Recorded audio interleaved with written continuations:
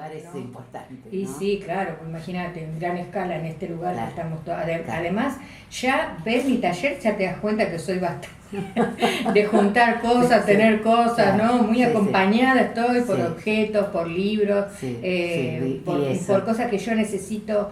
En cualquier momento digo, ay, yo tengo esto que me gustaría leer y ahí... Claro. Primera vez que venimos a un taller que tiene una vidriera donde pasa la gente y donde Claro. te ve. Es decir, que eso me gustaría, que alguna experiencia, primero que me cuentes lo propio y después esto de estar a la vista. Bueno, es muy interesante, digamos. El sentimiento que yo he sentido siempre, pues yo tenía el taller en mi casa y hace más o menos unos, ya te digo, desde el 2008 me mudé acá con una amiga que también hacía una actividad más tranquila, más de escritura. Me dijo, ¿querés compartir? Bueno, yo he pasado por otros locales, ¿no? Y finalmente estoy acá. Es un sentimiento casi uterino, te diría. ¿No? Qué bueno. Yo llego, siento, a veces siento hasta como emoción, ¿no? Cuando, por ejemplo, un día así, que está nublado, que llueve, y que yo puedo sentarme acá y hacer lo que quiero, digamos, leer o dibujar, siento que estoy bendecida, ¿no? Sí, seguro. Y me emociona, a veces me emociona sentir que tengo este lugar donde venir, ¿no? Yo vengo casi todos los días, menos los lunes, Sí. digamos, suelo estar los domingos también, o sea que casi te diría que es mi primer hogar, Seguro. con cama afuera estoy nada más. Pero sí, lo disfruto un montón, así que... ¿Y esto de estar así a la vista?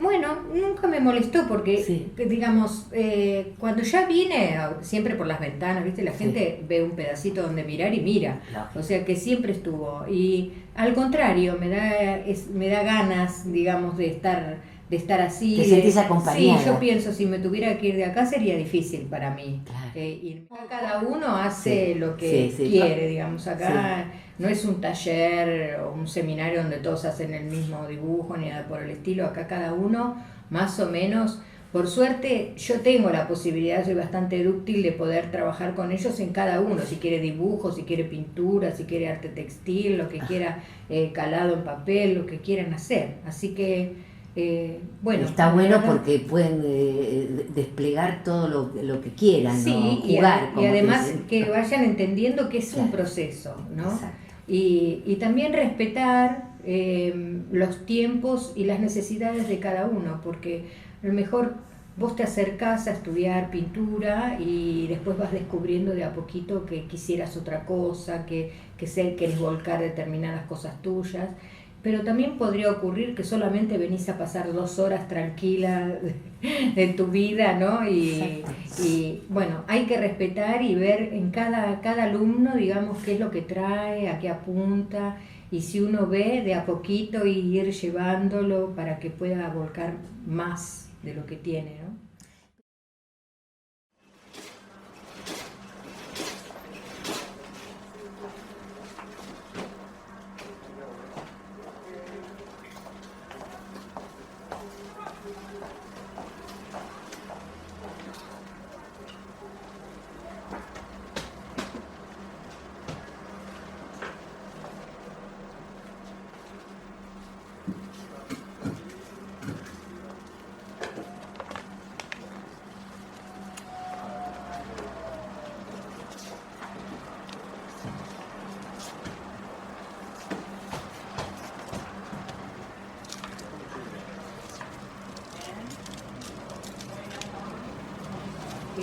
Lo filosófico no sería tanto lo filosófico, sería lo humano, ¿no? El humano pensando y el humano preguntándose y el humano tratando de responder a esas preguntas. Entonces yo parto así como de una cosa muy macro, como que es el universo, ¿dónde estamos nosotros, no? La gran pregunta de la vida, la muerte, ¿no? La filosofía, eso está presente. Todo lo que es la física cuántica es algo que siempre me ha entusiasmado mucho, en los universos paralelos, digamos, todo eso. Y siempre desde un punto de vista, como te diré, positivo. Cuando yo hice toda una serie de una mía de textil que se llama Recuerdos de mi ADN, tienen que ver justamente con eso, con pensarme a mí y a la humanidad en sí como una pequeña parte de algo que está en constante cambio y evolución, ¿no?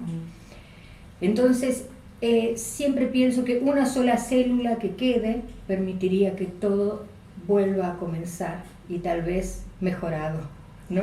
Qué bueno. Como también le digo a veces a mis alumnos justamente eso, ¿no? Que todo es factible de ser cambiado y de ser mejorado desde la mirada de cada uno. De poder llevar a la forma, digamos, algo que yo pienso, ¿no? ¿Qué es lo que ocurre con los universos paralelos? Por eso toda esa serie de obras caladas Sí. se proyectan en la pared porque muestran un poco eso, lo que está presente, que es igual a lo que veo, ¿no? Pero está en sombra todavía, ¿no? Toda esa serie nace de la inundación de La Plata. Mira. Entonces, el primer dibujo que hice es un pez gordo que se lleva un pez puesto, ¿no? Sí. Entonces, me remito a las dos cosas, a las personas que de alguna forma fueron responsables de que tanta gente muriera y en esas condiciones, ¿no? Entonces, empecé a darme cuenta, digamos, al trabajar la figura del pez, que era bastante recurrente en dibujos, pero todavía no había canalizado en algo en especial. Yo trabajo mucho con cuadernos de bocetos, ¿no? Ya había comenzado el pez, pero acá es como que surgió, ¿no? Sí. Y a partir de ahí me di cuenta, claro, lo que subyace, lo que está ahí presente y uno no lo ve, como los peces, ¿no? Y me permitió hacer toda esa serie relacionada justamente con el sufrimiento del ser humano, que a veces yo voy al colectivo, freno el colectivo y miro a una persona que está esperando ahí y le veo como una cara como de sufrimiento, de angustia, y pienso cuántas cosas le están pasando y uno está en sombras, ¿no? No las ve, lo que le pasa a la gente. Y entonces quise un poco demostrar un poco, incluso hay unas que se llaman aguas muertas, que representan un poco todo lo que hizo la dictadura y la gente que murió en el agua, ahogada, tirada, ¿no? Claro, al no tener una formación artística, ¿no? Como que yo me desbando, me voy para cualquier lado, no me importa mucho. Está muy bueno. Pero ahí, por ejemplo, hay conceptos filosóficos como la inclusión como desecho, ¿no? Donde yo pongo una tela donde se pescan los peces y están los peces vivos alrededor y esos peces muertos captados ahí. Y ahora es algo concreto, digamos, está ocurriendo, ¿no? La inclusión como desecho. Hay tres conceptos, podríamos decir, que vos marcás en tu obra, como la textura, el color y la forma. Mucho nos has contado en todo esto, pero ¿qué de estas tres cosas vas definiendo separadamente, conjuntamente? No, sería como si fueran materias primas a tener en cuenta para volcar a cuando yo elijo realizar una obra, ¿no? Entonces, recurro o al color como elemento fundante, o a la forma, o a la textura, depende de lo que necesite, ¿no? Por eso hago mucha obra textil, pero tampoco me considero un artista textil, ¿no? En este momento lo estoy utilizando como una forma de transmitir las cosas que me pasan, lo que yo quiero decir, pero a lo mejor sigo durante 10 años más cosiendo y llevando, pero no sé cuánto va a durar. Claro. Y lo mismo con el dibujo, todas las herramientas las utilizo, las tengo como herramientas, no me voy a definir, por eso pienso que pensar en un artista visual es lo que más se acerca a mí, porque yo utilizo según lo que necesito, ¿no? No, minimalista no me considero. Por eso. No, Sí, no, sí, no, sí, para sí. nada. Ajá. Más bien, yo quisiera despejar un poco, ¿no? Cada vez que termino algo digo, ay, ¿por qué puse tantas cosas? ¿No? Que yo quisiera. Creo que me falta mucho para poder llegar al minimalismo en el sentido pensado como una síntesis, Sí, ¿no? sí. No Es un como camino, una corriente. claro. No, está ¿No? perfecto. Entonces, todavía tengo que volcar muchas cosas, ¿no? Yo veo algunos artistas que con 2 o 3 elementos ya dijeron y realmente transmiten con eso. Sí. Y yo no puedo lograr eso, digamos. Ajá. Necesito desde mí sacar más, ¿no? Entonces siento a veces que es medio barroco, Ajá. pero bueno, ¿qué vamos a hacer? Maestros, por ejemplo, no sé, Juan Carlos Romero, que hice algunos talleres con él, me sí. parece una persona más, creo que él me dio como una libertad muy especial porque me dijo en un momento, vos estás haciendo un libro de artista, y entonces yo quería así como una cosa complicada, que me explique bien, y me dijo, hay que jugar. Vos tenés que jugar. Y la verdad que me dio un permiso que me permitió a mí después hacer muchos más ejemplares del libro de artista, nada más que con ese concepto del juego, ¿no? Después tuve un maestro oriental en la caligrafía, Vi que hace ¿no? mucho. En la caligrafía china, y él me dio a mí como un, ¿cómo te podría decir? Un elemento no solamente para mí, sino también para poder volcar como maestra a mis alumnos. Yo fui varias clases, estábamos practicando en unas hojas que hacíamos caligrafía con agua, y en un momento de mi occidentalidad le dije, bueno, ¿cómo seguimos, no? Entonces me dijo, bueno, cuando quieras saber más, volvé. Y entonces yo dije, bueno, es impresionante ese concepto donde acá desde el occidental más bien está sentado esperando que le den y que le den y que le den, ¿no? Y entonces él dice, sos vos la que querés aprender, ¿no? Me cambió la mirada. Sí, claro. Además realmente sentí que fue una enseñanza como para volcarla hacia mí misma y para volcársela a la gente que estudia conmigo, ¿no? Creo que lo mejor que nos puede pasar es ver al otro, ¿no? Claro. Es ver al otro, qué le está pasando al otro, aunque uno no esté en las mismas condiciones. Es lo mismo que yo pensar ahora que no quisiera que se apruebe la ley del aborto legal, digamos, de la despenalización del aborto, simplemente porque yo ya no tengo posibilidad de quedar embarazada. Claro. Es muy loco eso, ¿no? Yo pienso... Es más, yo tengo 2 nietas grandes, una chiquita de 5 años y otra de 20, ¿no? Mira. Entonces a la chiquita yo le decía a mi hija, mostrarle esas mujeres en la calle, porque muchas de las cosas que ella va a vivir siendo más grande están basadas en lo que estas mujeres están ahora luchando en la calle. Ella tiene que ver a esas mujeres peleando por lo que ella después va a poder... continuar. Continuar y disfrutar, y favorecerse, sí, digamos, seguro, ¿no? Por seguro. esas cosas. Porque es un camino que es un antes y un después, ¿no? Esto que está sucediendo. Claro, ¿no es cierto? Claro ¿Lo has reflejado en alguna obra? ¿Lo tenés pensado? No, un poco he trabajado.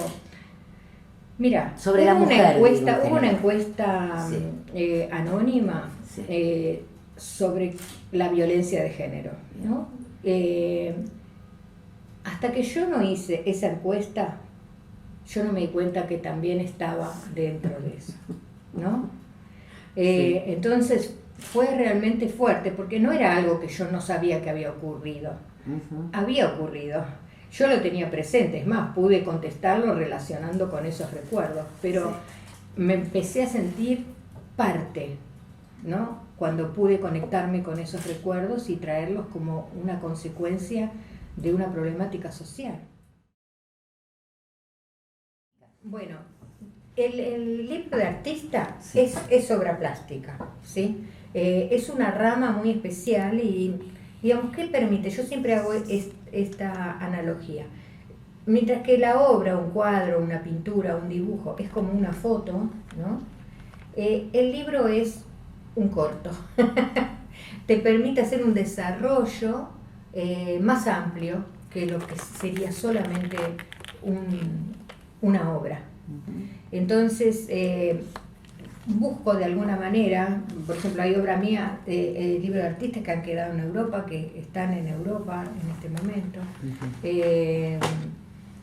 Y bueno, siempre pensando en eso, pero por ejemplo, no sé, hay uno que trabajé sobre los círculos, otro sobre la luna, después te voy a mostrar. Bueno. Trabajo mucho ahí el calado también y la pintura, o si no, la Es que vas mostrando como un proceso, ¿no? Sí. Como que está más en movimiento que una obra fija. Exactamente, Claro. Y además que hay una sola forma de Exacto, verla, ¿no? lógico. El libro de artista te permite ese desarrollo. Ese despliegue. Claro, porque siempre es más de una hoja.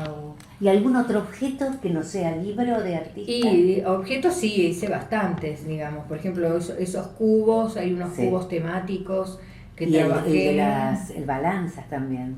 Bueno, sí, todo, digamos, hay otros que se llaman sí, por acá. Contrapeso, Ajá. ¿no? Esos también, digamos, como que de alguna forma hay una idea y digo, la busco a ver cómo puedo volcarla de la mejor manera. Bueno, yo creo que uno puede conectarse con eso, con la imposibilidad del orden cuando tiene más o menos ordenado todo. ¿No? Está buenísimo, es verdad.